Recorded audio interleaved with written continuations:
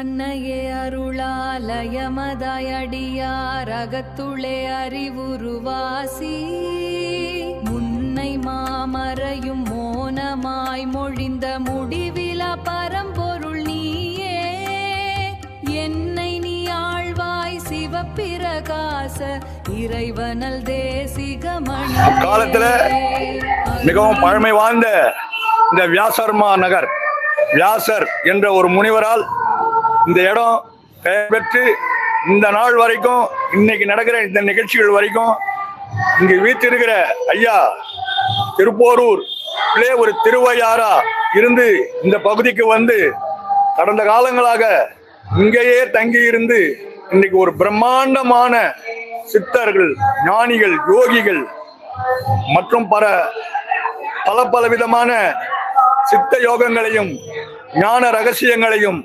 அறிவித்ததோடு அல்லாமல் தன்கிட்ட இருக்கிற மாணாக்கர்களை நல்ல நிலையில உருவாக்கிய அன்பு உள்ளம்தான் இன்றைக்கு நம்ம பகுதியிலே கருணை மிகுந்த கரபாத்திர சிவப்பிரகாச சாமிகள் என்ன எல்லோராலும் மிகவும் போற்றுதலுக்குரிய எண்ணங்களை அவர்களை செலுத்தி அவரால் நமக்கு ஈர்க்கப்படுகின்ற இந்த நல்ல நிகழ்ச்சிகளுக்கு நாம் என்றென்றும் இந்த பகுதிக்குள் அவரை உள்ளத்தினுள் உள்ளமாக இருக்க வைத்து நமக்கு தேவையானவைகளை நியாயமாகவும் கருணையாகவும் தயவாகவும் தாட்சிணியமாகவும் அன்பு செலுத்தி பெற்றுக்கொள்ள வேண்டும் என்பது இங்கு வந்து வீற்றிருக்கின்ற எல்லோருடைய கருத்துகளாகும்.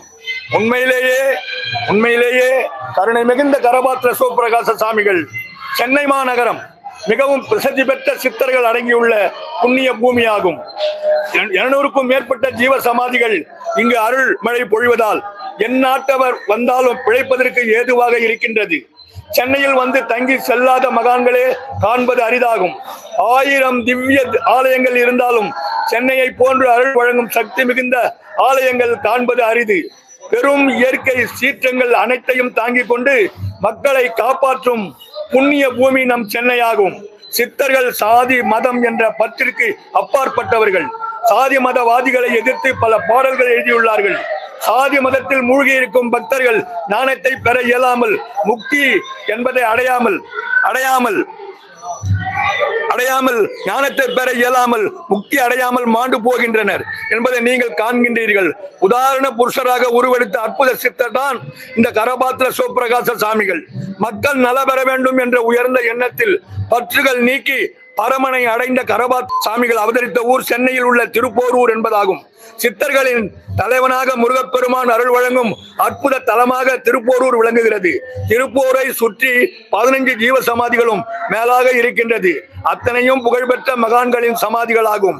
இன்னும் பல சித்தர்கள் சென்னையில் வாழ்ந்து வருகின்றார்கள் என்பதனை அனுதினமும் காண முடிகின்றது. இன்று பலரும் சித்தர்கள் அருளிய வாழ்வியல் ரகசியங்களை உணராமல் தியான மண்டபங்களிலும் பீடங்களிலும் பாடம் கற்க ஓடுகின்றார்கள். அங்கு மூளை சாலையை செய்யப்பட்டு மதியிழந்து வாழ்ந்து மடிகின்றனர். ஏமாற்றங்கள், துயரங்கள், துரோகங்கள், ஆன்மீக வழியில் ஏற்படும் கொடூர ஏமாற்றங்கள், பற்றுகளால் படும் அவதிகள் அனைத்தும் ஞான பாதையில் பயணிக்க வைக்கும் என்பதே உண்மை. வேண்டுதல் வைத்துவிட்டு தேவைக்காக பயணப்படும் பக்தி வழியானது ஆன்மீக வாழ்வாகாது. மகேசன் தொண்டு என்று பிரிவினை பாராமல் எல்லா உயிர்களும் ஓர் உயிராய் கருத்தில் கொண்டு வாழும் நிலை அடைந்தால் மட்டும்தான் ஞானிகள், மகான்கள், சித்தர்கள் உருவெடுத்தார்கள். இளம் வயதில் துன்பம், பிரிவு, வறுமை என்ற அனைத்தையும் பெரும்பாலான சித்தர்கள் வாழ்ந்து விடுவது இயல்பு. ஆக சிவப்பிரகாச சாமிகளும் பல்வேறு துன்பங்கள் இருப்பினும் இறைநாட்டம் அதிகமாக இருந்ததால் பசித்திரி, தனித்திரி, விழித்திரி என்ற உரைத்த வள்ளல் பெருமானின் வாசகத்தை ஒருவர் சொல்வதை கேட்டு சாமிகள் லயிக்க ஆரம்பித்தனர். அவ்வாறு இருக்க ஒரு முறைதான் வழிபடும் இஷ்ட லிங்கத்தை பூஜை செய்து திவ்ய கல்ப சமாதி நிலையில் இருந்தார். சாமிகள் வீட்டிற்கு வரவில்லை என்பது கருதி அன்னையார் தேடிக்கொண்டு இருந்தார். பின்னர் ஒரு மண்டபத்தில் அசைவற்று இருந்த சாமிகளை கண்டு இறந்து விட்டான் என்று நினைத்து அதறி அழுதனர். அப்போது அவ்வழியில் வழிபோக்க போன்று வந்த ஒருவர் சாமிகளின் நாடியை பிடித்து சமாதியில் இருப்பதை உணர்ந்து அங்கு குழுமிய கூட்டத்தை கலைத்து அனுப்பினார்கள். பின்னர் அம்மா பயம் வேண்டாம், மயக்கம்தான் மந்திரித்து இந்த விபூதியை கடவுளை நினைத்து பிள்ளையின் தலையில் போடுகள் இருந்து விடுவார் என்று சொல்லி தந்திரமாக சென்று விட்டார். பின்னர் அவ்வாறே சென்ற பின் சாமிகள் எழுந்தார். சிவபிரகாச சாமிகள் தன்னுடைய கடமையை உணர்ந்து துறவு பூண வேண்டும் என்று கருதி திருவொற்றியூர் பட்டினத்தார் ஆலயத்துக்கு சென்று கோமணத்தை கட்டி கொண்டு துறவு பூண்டார். பின்னர் திருவான்மியூர் திரும்பி வந்து அங்கு ஓர் மடத்தில் நிஷ்டையில் அமர்ந்தார். மிக பெரிய ஞானத்தினை பெற்றார். ஒரு நாளைக்கு ஒரு வேளை மட்டுமே உணவு அருந்தினார். துன்பம் இருக்கும் இல்லத்தை அடைந்து அங்கு பிச்சை கேட்டார். அதுவும் ஒரு கவலம் மட்டும்தான். நான் கரத்தினால் பெற்ற உணவை கொண்டு அந்த இல்லத்தில் துர்கருமத்தை நீக்கி விடுவார். தன் கரத்தினை பாத்திரமாக கொண்டு உண்டு வாழ்ந்ததால் கரபாத்திர சாமிகள் என்று அழைக்கப்பட்டார். சாமிகளின் நிலை அழிந்து பல அன்பர்கள் நாடி வந்து தரிசனம் செய்தார்கள். சித்தர்கள் யார் யாரை ஆட்கொள்ள வேண்டுமோ அவர்களை அடையாளம் கண்டு ஆட்கொள்வார்கள் என்பது உண்மை. சாமிகளை நாடி வந்து ஆன்மீக தாகத்தினை போக்கிக் கொண்டவர்கள் ஏராளம் ஏராளம். சாமிகள் யாரிடமும் பொருளோ பெற்றுக் கொள்ளவில்லை.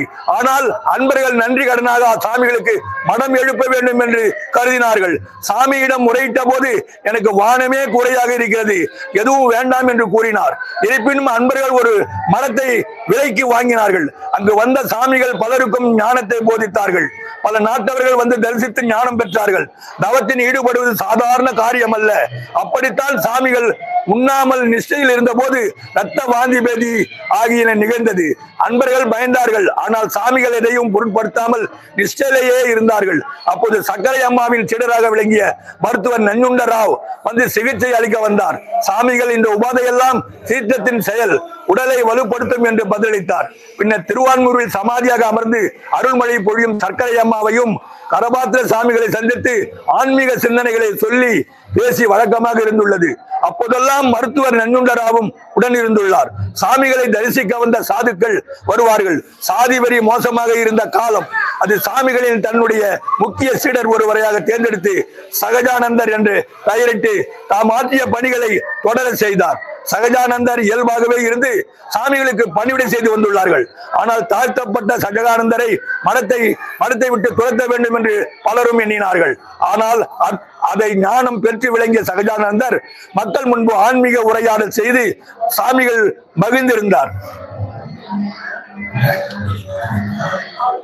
இது போன்ற நிகழ்ச்சிகளுக்குள் உள்ளடக்கி வாழ்ந்த இந்த கரபாத்திர சிவபிரகாச சாமிகள் அவரை பார்த்து ஒரு அன்பர் ஒருவர் சகஜானந்தரை வெளியே அனுப்பிவிட்டால் உங்களையே கொன்று விடுவேன் என்று சாமிகளுக்கு ஒரு கடிதம் எழுதினார். ஆனால் சாமிகள் அந்த அன்பரை அழைத்து மனித குலத்தின் ஏற்றத்தாழ்வு பார்க்க கூடாது, வள்ளுவன் சாதி கீழ் சாதி என்றும் பறைசாதி என்றும் சொல்லி வைத்து விட்டார்கள். அது உண்மையல்ல. ஏனெனில் அன்றைய காலத்தில் ரோதிடம் வானியல் என அனைத்து சாஸ்திரங்களும் அவர்களிடம் இருந்தது. பின்னால் சாதியை உருவாக்கியவர்கள் வள்ளுவன் கொண்டிருந்த சடங்குகளை திருடிக் கொண்டு இன்று வைபவம் காரியம் எல்லாம் செய்து தங்கள் மேன்மையாளர்களாக சொல்லிக் கொள்கிறார்கள். யாரும் உயர்ந்தவர் தாழ்ந்தவர் அல்ல. சகஜானந்தரை அழைத்து தோழமை கொள்ளும்படி கூறினார். உடனே அந்த அன்பரும் மனம் மாறினார். பின்னர் சாதி கொடுமையால் வஞ்சிக்கப்பட்ட மக்களின் மறுவாழ்விற்காக சகஜானந்தர் சிதம்பரம் சென்று நந்தனார் பெயரில் மடம் அமைத்து சேவையை தொடர்ந்தார். வீர சுப்பைய சாமிகள், பொன்னம்பல சாமிகள், மயிலை குழந்தைவேல் சாமிகள், யூசூர் சச்சிதானந்த சாமிகள், சதானந்த சாமிகள் என்னும் பலர் திருமலையில் சித்தர் தற்போது சித்திரை குலமாக மறிவிட்டது குலத்தில் அமர்ந்து ஆன்மீக உரையாடல்கள் நடத்தியுள்ளார். மக்களின் பல்வேறு பிரச்சனைகளையும் பிணிகளையும் நீக்கியதால் ஆன்மீக மக்கள் இங்கு பல ஏக்கர் கணக்கில் மடத்துக்கு காணிக்கையாக அளித்தார்கள். ஏறத்தாழ 5000 கோடிக்கு மேல் சொத்து இருக்கும். இவரின் சமாதி சென்னை வியாசர்பாடி டாக்டர் அம்பேத்கர் கல்லூரி எதிரில் சாமியார் தோட்டத்தில் அமைந்துள்ளது. இங்கு காண்பதற்கு எளிதாக 7 சமாதிகள் உள்ளன.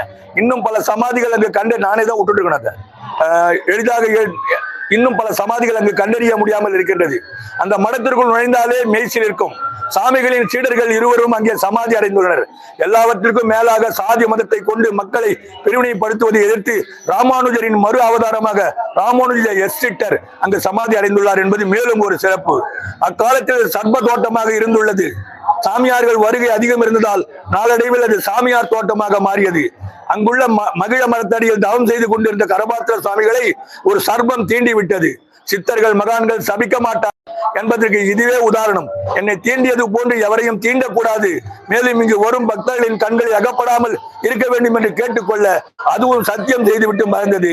இவ்வளவு பிறப்புல தன் தாய் தோப்பனார் தன்னை ஈண்டெடுத்த அந்த தாய் தோப்பனாருடைய சான்றோர் என கேட்ட தாய் என்று சொல்வது போல சான்றோர்களால் இன்னும் வயது அவரை விட மூத்த வயது உள்ளவர்களால் கூட ஐயாவை சாமியார் தோட்டத்திலே கருணை மிகுந்த ஒரு சாமியார் இருக்கிறார்னு சொன்னா அது கருணை மிகுந்த கரபாத்திர சிவபிரகாச சாமிகளுக்கு மட்டும்தான் தகும் என்று கூறிக்கொண்டு இந்த உரையை என்னுடைய அன்பு சகோதர பிள்ளை திருமுருகன் அவருடைய ஆசையினால் எனக்கு எழுதி தரப்பட்டு இது பிரசுரிக்கப்பட்டது உள்ளது.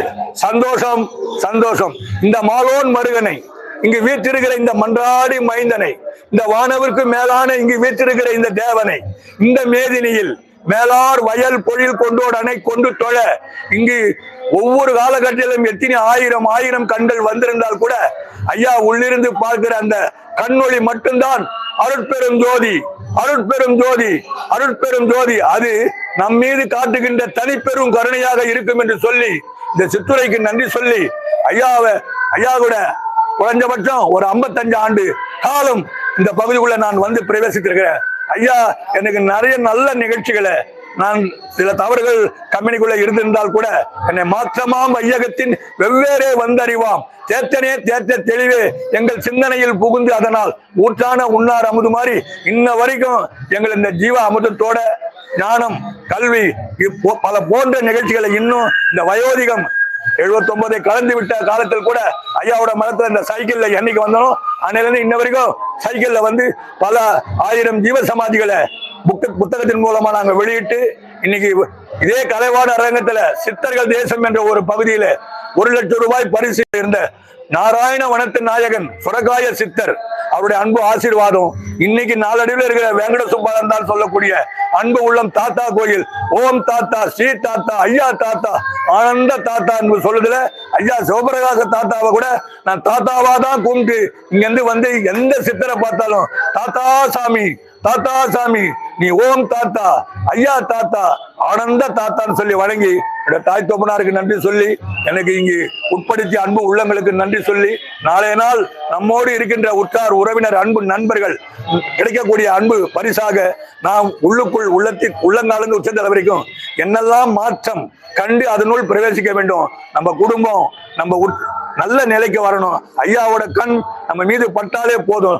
சந்தோஷம் சந்தோஷம் சந்தோஷம் சந்தோஷம். யாராரு இருக்கணும் எங்கள் கவலை மாற்றுவது இந்த ஆறுமுக கடவுள் அன்று அவனி முதல் அருகாத தேசமும் நீ அறியாத வாரும் உண்டோ நீ 2 கையனே 3 முடியனே இனிய கனிவாய் அழகனே நீ 864 தோழனே ஏக கனபோகமான தாராறு மையனே நீ சரி வர வேணுமே. இந்த கருணை மிகுந்த கரபாத்திர சிவபிரகாச சாமிகளின் மடையாலயத்துல உங்களோட மயில் மீது இன்றைய நாள் குரு பூஜையிலே விளையாடி வருகின்ற வாய்ப்பை எங்களுக்கு தாருமையா என்று சொல்லி அந்த திருப்போரூர் திருகுலத்து திருமுருகனுக்கு அரோகரா, தந்தவேல் முருகனுக்கு அரோகரா, எங்க அப்பா ஞானவேல் முருகனுக்கு அரோகரா, எங்க அப்பா சிங்கார வேலனுக்கு அரோகரா அரோகரா அரோகரா அரோகரா, பழனி ஆண்டிக்கு அரோகரா, தென்பழனி ஆண்டிக்கு வடபழனி ஆண்டிக்கு திருப்போரூர் திருக்குளத்து திருமுருகனுக்கு அரோகரா அரோகரா அரோகரா, காவடி பிரியனுக்கு அரோகரா, எங்க அப்பா பாத யாத்திரை பிரியனுக்கு அரோகரா அரோகரா அரோகரா என்று சொல்லி ஐயாவோட அன்பு ஆசீர்வாதத்துக்கு இணக்கமான அன்பு உள்ளத்துக்கு எல்லோருக்கும் நன்றி சொல்வது மட்டுமல்ல, எனக்கு தெரிந்த அன்பு நியாயங்கள்ல கருணையில தயவுல எனக்கு கிடைக்கப்பட்டது. உங்களுக்கும் என் போன்று இந்த இடைவிடாத உழைப்புக்கு உங்க உடலும் உயிரும் உள்ளமும் நல்லா இருக்கணும். நல்லா இருக்கிறத பார்த்து வழிபோக்குல ஐயா சந்தோஷப்படணும் வேண்டிக்கிற ஐயா வேண்டிக்கிற ஐயா வேண்டிக்கிறேன். ரொம்ப சந்தோஷம் அதான்.